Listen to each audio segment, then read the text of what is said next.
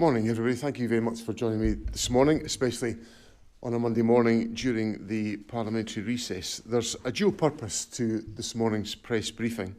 First, I want to announce that my next programme for government will be published on Tuesday, the 6th of May, at an earlier stage than normal in the parliamentary calendar, a date that will enable a full year of delivery between now and the Scottish election on the 7th of May 2026. Second, I want to set out some actions the Government will be taking in partnership with key stakeholders as we prepare Scotland for the undoubted economic challenges that we face, given the nature of the fast-moving events of recent weeks. I know that this is a time of great uncertainty for people, that many families and businesses are worried about what global events will mean for them. We face yet another storm after almost 2 decades of knocks and challenges. The financial crisis, austerity, Brexit, COVID, the energy price spike following Russia's invasion of Ukraine, and the subsequent inflation spike. Each has weakened us in some way, but none has defeated us. I know people are tired and anxious, desperate for light at the end of the tunnel, and that's why I want us to be prepared rather than simply scared. Advice and activity in the face of this latest challenge rather than just anxious. And it's why I want us to be united and creative in our response to ensure that we are as resilient as we possibly can be. You can put tariffs on many things, but you can't put them on ingenuity and common purpose. The programme for government will be laser focused on delivery. It will set out what I believe my government can and will deliver for the people of Scotland over the coming year. It will be centred on our 4 core priorities so that people can have confidence that government effort is directed effectively on the issues that matter most. My ambition is that people will look at this programme for government and see in it not only a reflection of the challenges that they face in their daily life, but also meaningful solutions to those problems. I want it to be a policy programme that makes their life easier and gives them hope. I want people in all parts of Scotland to understand that we get their desire for something more, that we get the stark realities of life for so many at the moment, and that we are doing something about it. I want to assure people in Scotland that their government will seek to do everything we possibly can do within our powers and responsibilities to address that underlying feeling of anxiety that affects so many people at this time. We are here to fix the challenges we face as a country. For our NHS in particular, it makes making it easier for people to get appointments with their GP. It means shorter waiting times, faster treatment, increased capacity in our hospitals and in our communities. We are seeing some encouraging signs of progress already. A corner has been turned in NHS performance. And over these next 12 months, I want that progress to be tangible for people as they engage with our National Health Service. It includes action to protect the most vulnerable in our society, something all the more important as the UK Government pushes ahead with policies that will condemn more Scottish children to poverty, that will hurt carers and tens of thousands of people with disabilities. And it includes targeted initiatives to boost Scotland's economic prospects now and for the long term, as we make the most of our rich resources, in particular our sustainable and renewable energy resources, to draw in new investment and to create rewarding and well-paid jobs. The economic headwinds are blowing strong across the Atlantic, and they demand a response that is both immediate and measured. My programme for government will set out what practical steps we will take to strengthen our response to those headwinds and ensure Scottish business and our economy is positioned well to create jobs and to grow the economy. On Friday, I took part in a discussion with the Prime Minister and with the other heads of government in our 4 nations as we seek to respond to the threat posed domestically and internationally by President Trump's tariffs. It was a useful and a constructive call, but I want to be certain that the UK Government fully understands Scotland's distinctive challenges and needs. I want to make sure the UK government understands where we need them to do much more to protect Scotland's economic interests.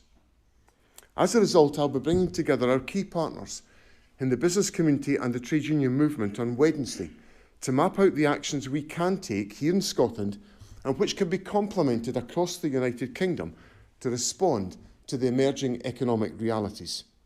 That work will influence my government's approach, and I want it to shape the response at a UK level into the bargain. I will therefore also be seeking further formal intergovernmental meetings to ensure that the needs of devolved nations are at the heart of UK decision-making and not simply an afterthought, as the evidence increasingly suggests. My view is that the UK response should include removing the self-imposed economic straitjacket of the Chancellor's fiscal rules and reversing the job and growth-destroying increase in employers' national insurance contributions. The world is changing around us, and quite simply, the UK government needs to change too. It should include closer alignment with the European Union. If trade barriers are being constructed in the Atlantic, they must be swept away in the Channel and the North Sea. And it should include investment in Scotland's green industrial future. If British steel is to be nationalised to protect it, then so too should Grangemouth. If a supercomputer is to be built in the London-Oxford-Cambridge triangle, then the cancelled supercomputer for Edinburgh should be restored. If carbon capture and storage is to proceed on Tyneside and Merseyside, it should be given an immediate green light in the northeast of Scotland too. This is what it means to turbocharge Scotland's economy, to actually get serious about Scotland's economic future. Given the scale of the threat, anything less is not good enough. A significant factor that could change at UK level is the cost of energy, and the UK government making good on its promise of £300 lower energy bills would be a good start. A Scotland that is wealthier, fairer, more resilient, that is my ambition. I want people feeling more confident about the future and more secure in the midst of the uncertainties, because they have a government that is fighting Scotland's corner, a government that is bringing people together so that our response to the challenges that we face is rooted in a Scotland that is united, prepared and determined, a Scotland confident in its ability to once again weather the storm and come out of that storm a great deal stronger. So thank you very much for being here, and I'll now take some questions from journalists here today, and I'll start with Glenn Campbell. Glenn. Thank you, First Minister. Should we take it that your last programme for government is no longer valid, or is your new programme for government an extension of the pledges and promises you made there? And given that you have listed a number of issues that you think the UK government should move on, did you raise those with the Prime Minister on Friday, and what kind of response did you get? On the first point, Glenn, the programme for government will build on what I set out in September last year. But what I want to make sure is that we have the maximum time available to us to do two things: to deliver for the people of Scotland before the elections in May 2026, and to provide hope to people in Scotland given the challenges, the much greater challenges that we now face as a consequence of the turbulence of the last few weeks, which have changed the landscape of economic activity formidably. Now, I can't look at that and say that we can't act urgently to address those circumstances. So the programme for government is, in a sense, recognising the urgency of that period, but it will build on the foundations of the direction that we are taking. Now, in relation to the UK government, obviously I've raised with the Prime Minister the issues around the fiscal rules and around employers' national insurance contributions. We didn't reach agreement on that on Friday, but I think these are arguments that are going to have to be persisted with, because I think we're not yet facing the severity of impact of the increase in employers' national insurance contributions. That will start to be felt within the economy at the same time as we're facing economic headwinds from events of the last few weeks. as that all comes together, I think we face a lot of economic turbulence, which is why I think the Prime Minister needs to act. And I'll persist with those arguments, hence my desire to have those further discussions at intergovernmental level, which we will pursue. Gordon Cree, Scottish Television. Thank you. Given the calls for nationalising Grangemouth have only gathered pace after the decision about British Steel, what is the strategic and economic case to do that other than just short-term politics? What it's about, well, I think that there has been a longer-term argument about securing the future of the Grangemouth site. So I think I've set out for some considerable time that I thought the decision to cease refining was premature. So it's a slightly different characterisation of the issue than the one that you put on it, Gordon, but I understand entirely the point that you're making. So the premature closure of Grangemouth, I think, is damaging.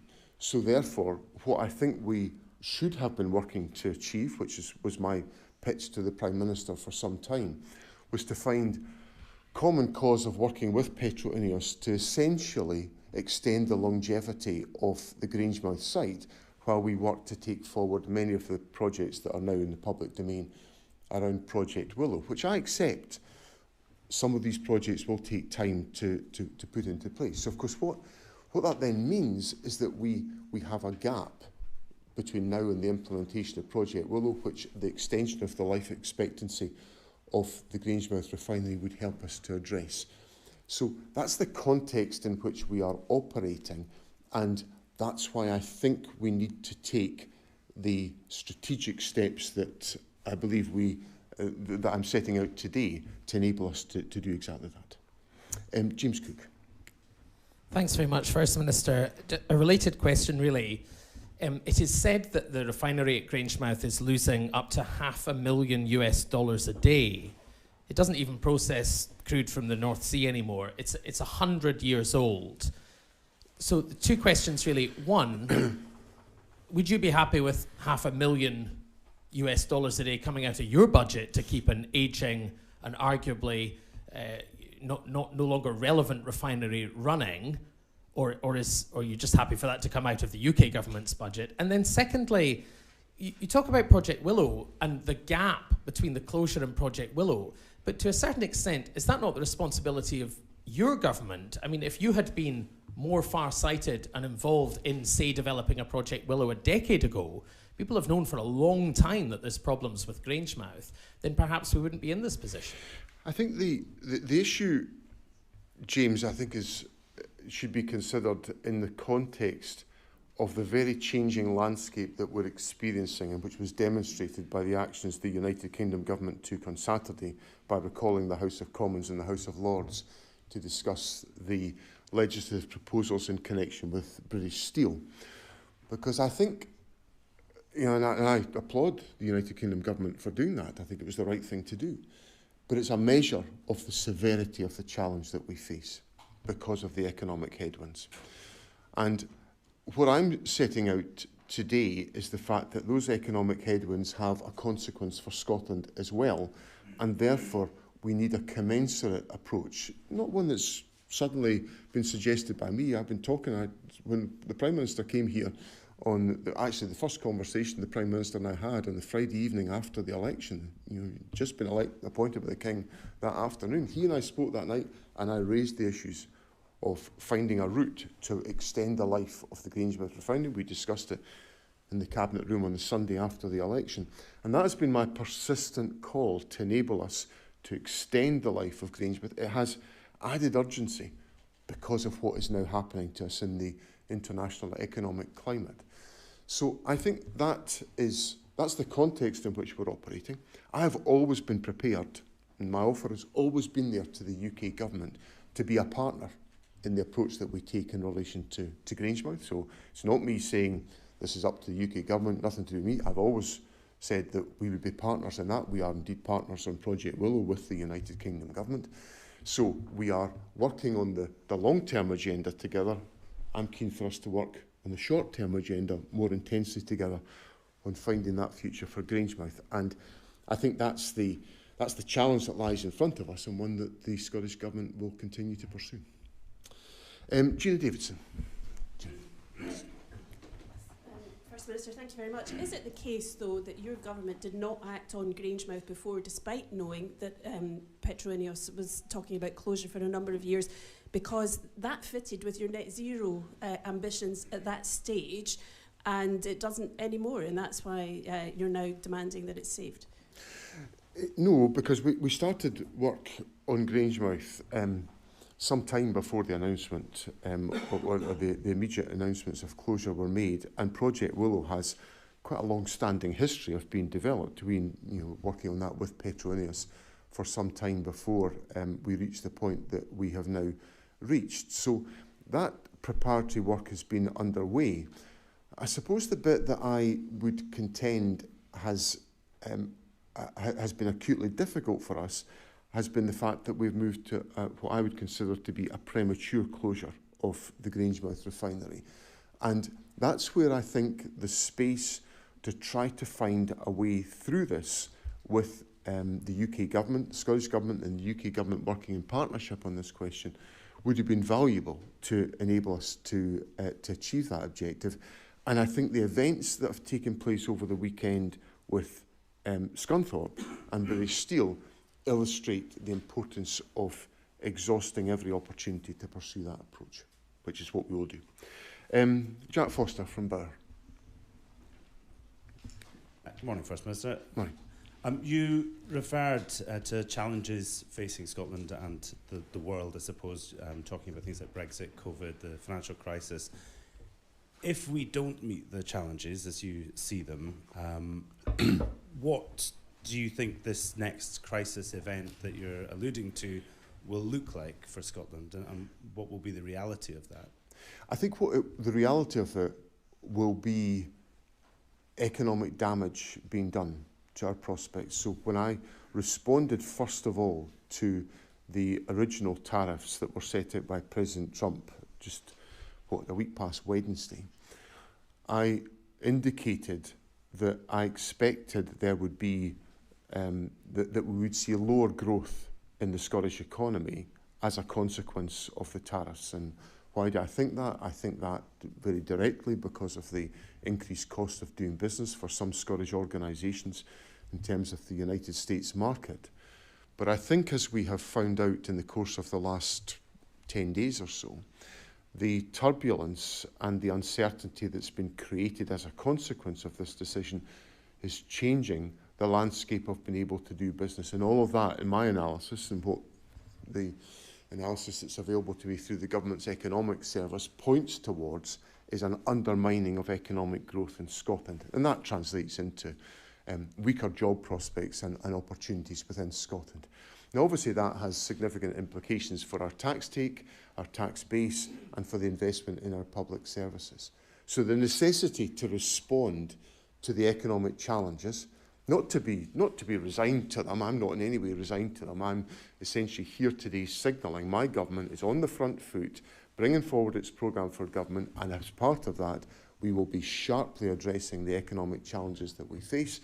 But I'm setting out a number of measures which would help us in that effort. To just take two of them: the Acorn project in the northeast of Scotland for carbon capture and storage. Progress on that would really advance and accelerate our economic opportunity. The Edinburgh supercomputer would help us additionally in that respect.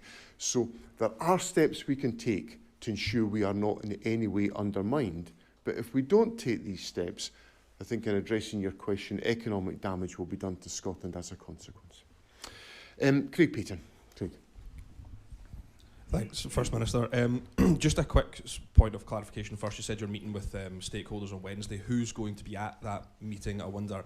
And just to bring it back to Grangemouth, if I could, you said that the work with Petroineos about Project Willow had been going on for some time, but Petroineos have said that they came to both the Scottish Government and the UK Government 5 years ago. They said that at the end of last year and said, in effect, this isn't working, we need something else. Shouldn't Project Willow have been started then? So then we would be talking about months before some of these projects got off the ground rather than years. Well, I think there's been ongoing engagement with the Grangemouth plant. You would be not surprised that there's ongoing engagement between the Scottish Government and a major industrial complex such as Grangemouth. We take forward that dialogue with investors and economic players in Scotland on a constant basis. So that dialogue is there, and obviously Project Willow has flowed from that.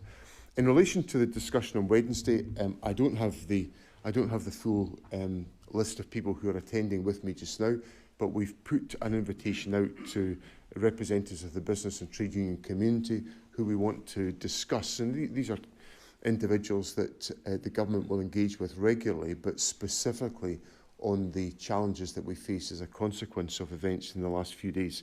We will have that conversation on Wednesday, and of course we'll let you know who attends that discussion on Wednesday. Okay, if we can move on to our print colleagues, I'll come first of all to Severin Carell. Severin. Thank you, Westminster. If the nature of the crisis at the moment is an economic one, if it's about lower tax take, if it's about greater pressures on public spending, if it's about pressure on people's jobs, then presumably the best response to this is going to be changing spending, changing budgets for the Scottish Government. You're not proposing to do that in May. So does that mean the programme for government is actually going to be about reallocating spending, cutting spending in some programmes and prioritising others? How are you going to address an economic crisis with policy changes? Well, it doesn't... We've set out our budget and we're obviously pursuing the budget. Within the budget, there are certain elements of spend that will not have been specifically determined yet. So, for example, the £200 million that has been allocated to the Scottish National Investment Bank, there will not have been specific decisions yet taken about the projects that will be supported as part of that exercise.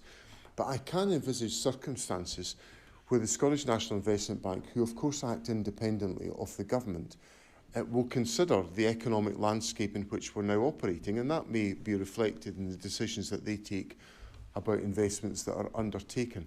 So I use that as an illustration of the fact that there will be scope within the existing financial commitments of the government to enable us to address the emergence of opportunities or challenges. The same applies to the budgets and the priorities of our three enterprise agencies. It also applies to the decisions that we have yet to make on the deployment of the trebled resources in offshore investment, which now total about £150 million. So there's scope within the budget to take those decisions. So it doesn't require a fundamental realignment of the budget. But there is a need to challenge ourselves on policy, to make sure that the policy interventions that we take are commensurate with the scale of the challenges that we now face. And that's essentially the work that the Scottish Government is going to do to make sure that we have a programme for government that is doing the two things that I said it would do. It will focus on delivering for the people of Scotland, and it will focus on delivering hope for the people of Scotland. And that's got to be the core of the programme that we bring forward. Okay, I'll come to Conor Matchett now. Thank you, First Minister. Did you have any communications with any of your Westminster colleagues? Did any of them ask you to remove the ministerial pay freeze to make it worth their while coming up from Westminster to Holyrood? And if not, why have you made that decision to unfreeze that pay freeze now? And secondly, there's a big court case judgment on Wednesday. If For Women Scotland lose and the Scottish Government win, will you resurrect the GRR bill? On the first point, I had no discussions with Westminster colleagues about that decision. The decision I took in that respect was taken at the start of the tax year, which I think is the appropriate point, and I communicated it openly to Parliament. I've, as you know, maintained the 16-year freeze on ministerial pay, which I think is necessary.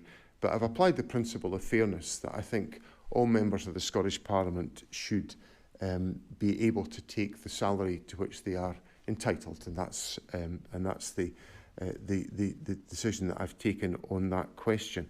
And finally, on this issue, I've reflected on my own position as the decision maker, and I've decided that so that people don't think that I've taken a decision from which I benefit personally, that I'll leave my salary, MSP and ministerial, frozen. So there's no sense that I'm benefiting from decisions that I believe it's fair to take for others. On your very last point about the court case on Wednesday, obviously I don't know the contents of the judgment. I'll wait till I see the contents of the judgment, and then obviously I'm quite sure we'll have some discussions about the implications of the judgment in the fullness of time, but it would be wrong for me to speculate on any actions I might take as a consequence of a court judgment, the outcome of which I don't yet know. Paul Hutchin. Hi, I just need to go back to the question of ministerial pay. I mean, obviously, people are struggling just now, particularly in April. Their council tax bills have gone through the roof. Some have been dragged into a higher income tax bracket.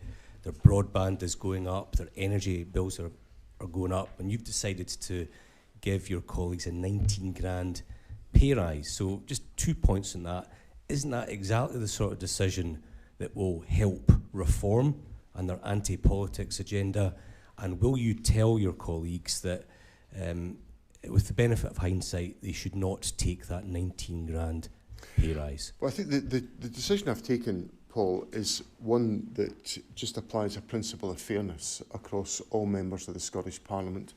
And I think that's the right decision to take, so that members of the Scottish Parliament are able to draw the salary to which they're entitled as MSPs. And the bit that I can influence, which is about ministerial pay, has remained frozen, and I think that will indicate, and you know, no other ministerial pay arrangement has been frozen across the United Kingdom for 16 years, other than in the Scottish Government, which is the decision that I have sustained. And I've made a decision about my own circumstances because I'm the decision maker, and I think that puts me in a different category to my colleagues, and where I think the principle of fairness should apply.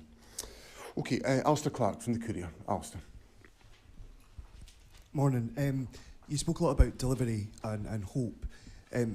What is it that people next May can look at and say that is what has been delivered of your 4 priorities? What does that actually look like? Well, what I want people to be able to see is that the government is taking action to eradicate child poverty, and as we can see from the data that's available to us now, child poverty is falling in Scotland, but it's rising in the rest of the United Kingdom. I want people to be able to see improvements in access to healthcare services, better access to GPs and lower waiting lists, and we're seeing falls now in diagnostic waiting lists and waiting times as a consequence of the investment that we're making. The government has invested in the last financial year an additional £30 million with the objective of increasing the number of procedures that would be undertaken over the course of that year. And we anticipated there would be 64,000 additional procedures undertaken during that year. We've actually seen 75,500 procedures delivered over a 10-month period. So obviously that number is going to rise over the 12-month period. So those are the type of improvements that I want people to be able to see and to expect to see as a consequence of the government being absolutely focused on delivery. And the reason why I've brought forward the programme for government was 2 reasons why I've done so. One is that I want to have the opportunity to respond to the greater economic challenges that we face so that I can deliver hope for the public. But secondly, I want to get government focused as directly and as early as possible with greater intensity on delivering on the public's priorities before May 2026, giving ourselves 12 months to do that, as opposed to about 7 or 8 months if we were to undertake that programme for government in September. So it basically accelerates the focus on delivery and builds on the momentum that I've built up since I came into office, which has delivered the type of improvements in performance that I've already talked about. Can I come to Rory Gilmore from the Holiday Magazine? Rory? Thanks very much. Just to come back to Grangemouth, has the Scottish Government explored or is exploring nationalising the plant itself? That would be a scale of project that would be that the scope and the financial arrangements available to the Scottish Government would not be adequate to do. So we need to work in concert with the United Kingdom Government, given the scale of the project that would be involved. So there is obviously the opportunity for common ground and common purpose there, and we are willing and open to taking that forward. David Ball. David. Thank you very much. On the programme for government next month, can we expect to see plans for the misogyny bill and the human rights bill that have kind of been in the pipeline, or are they going to get kicked to beyond the election? And secondly, your talk and your focus is on delivery going into the next election. You've got a big NHS target, I think it's March 2026, a waiting times target. Do you acknowledge that if that falls flat, that is a big risk going into that election where the public will be judging you on your record? On the context of the legislative programme, obviously we'll set that out in the programme for government, and there's obviously a number of issues that we're wrestling with about the contents of the legislative programme, but that will all be clear in the programme for government.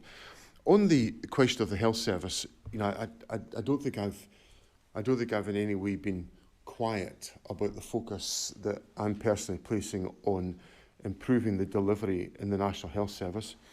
As I said in my remarks, I think we are seeing signs of progress in that respect. We are seeing falls in diagnostic waiting times. We're seeing increased levels of activity within the health service.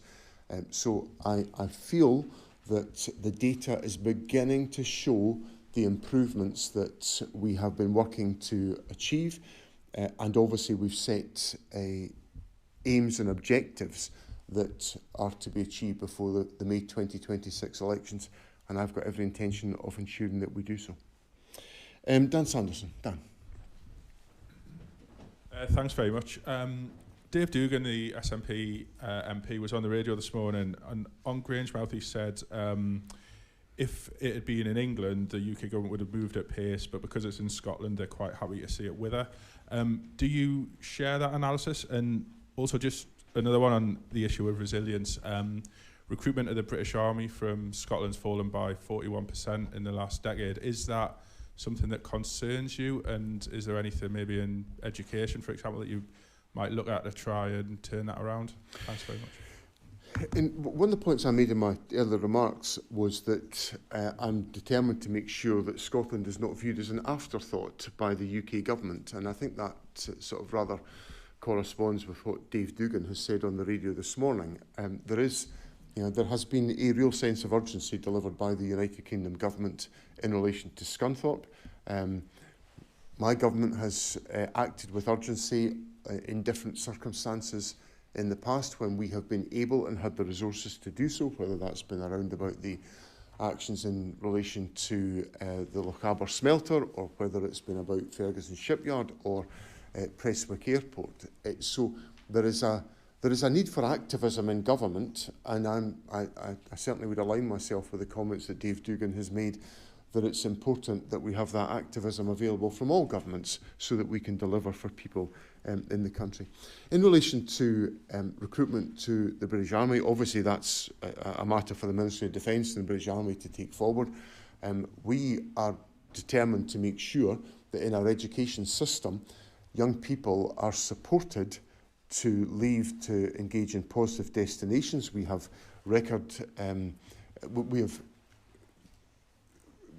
very high levels of positive destinations. It's not that an absolute record. We have record levels of positive destinations from our school system.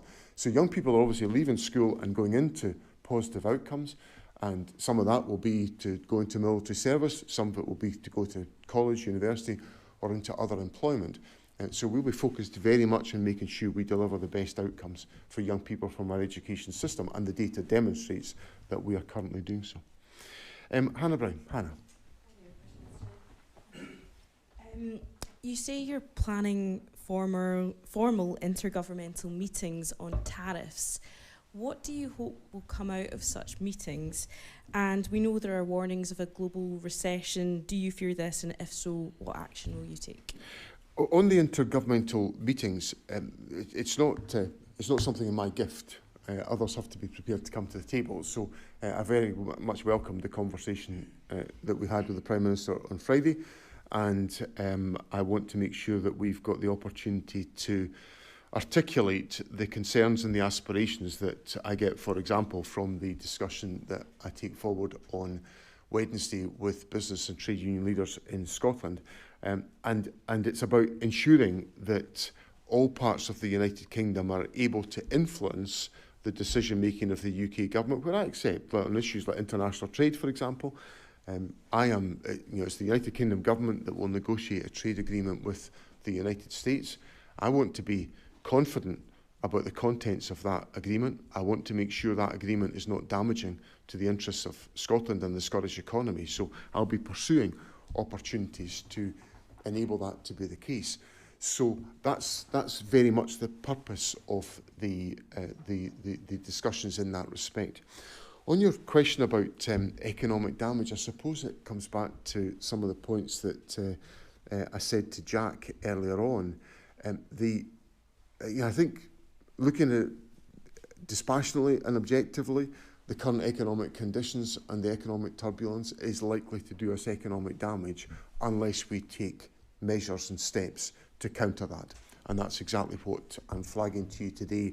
The government is getting into that space to enable us to address that particular opportunity. Now, one of my reflections on the period I spent in the United States just at the start of last week, in the week before and start last week, was that although there's a great deal of turbulence at a strategic level within international economies, there remains, because most of my discussions were focused on specific investment possibilities, there remains an appetite to invest in specific projects around the world, and especially, obviously, I'm interested in projects in Scotland. So some of the investors that I was talking to are looking at specific investment propositions where capital is looking for a home, and capital is still going to need a home in amongst all this turbulence. So what I want to make sure, and it was the bit that actually heartened me about the conversations I had in the United States, was that there was a willingness to contemplate further investment as a consequence of the approaches and the discussions that were taken forward. And these are some very far advanced conversations that we are having. And with the objective of turning those into reality that will create jobs and opportunities here in Scotland. So although there is the prospect of economic damage, there is a route whereby we can secure particular investments, and the government will be determined to do that. Tom Gordon. Tom.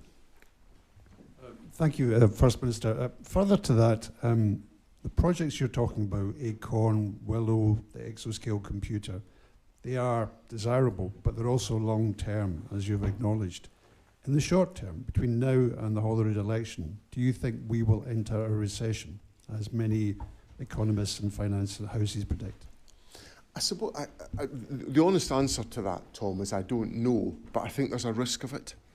And that's why I'm setting out the steps that I'm taking today, because I want to make sure we're as front-footed as we can be to resist that eventuality. So I can't say to you with certainty it will happen, but I think there's a risk it might, and therefore we've got to be on the front foot to resist that. Do you think it's more likely than not?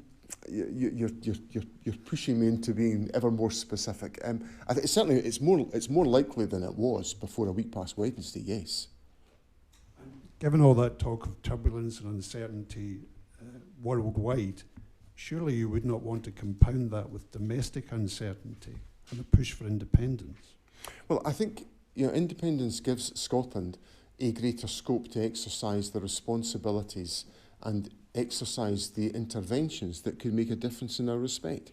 So let's take, for example, some of the opportunities that independence would bring in relation to access to the European Union. That would provide us with access to the ability to attract a working age population, which is currently a challenge for us here in Scotland. It would also give us the opportunity to trade more extensively with the European Union. Now, I think we've got a long way to go to repair the damage to trade relationships with the European Union that have been created by Brexit. There's no upside to Brexit. Part of the economic difficulty the UK faces just now is because of the damage of Brexit. So independence is a way around that. It's a way of countering that by making sure that we have access to the range of powers and responsibilities that allow us to put our economy on a stronger footing. And that remains my hope and my aspiration as part of the work of government.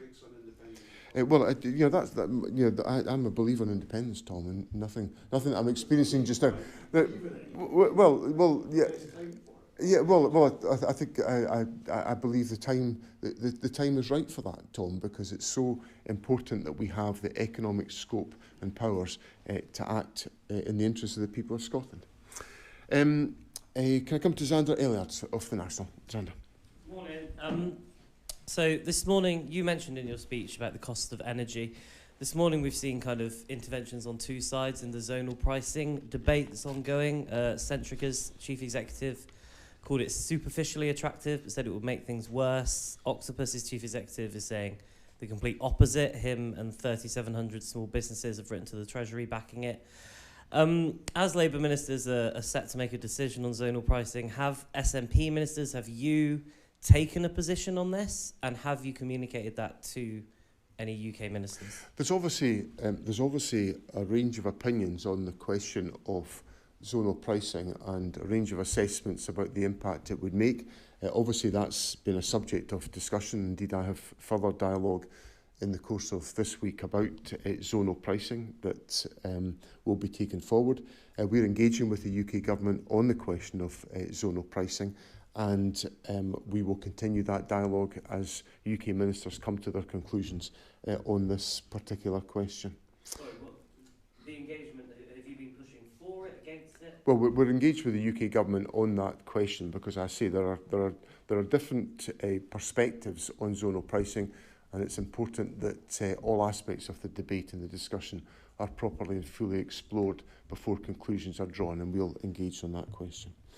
Okay, finally, Simeon Kerr. Simeon. Thank you, First Minister. Given a renewed sense of self-sufficiency which is being pursued, I'm just wondering, when you're talking to the UK government, what are you telling them about the future of the North Sea, and whether you would like to see more gas production or continue the focus on renewables? Well, I certainly, my priority is to make sure that we are equipped to deal with the implications of climate change. Climate change has not in any way, shape or form disappeared. Indeed, I would venture to suggest that the climate that Scotland is currently experiencing is perhaps a bit of an illustration of how different things are in the climate just now compared to where we would normally be at this time of year.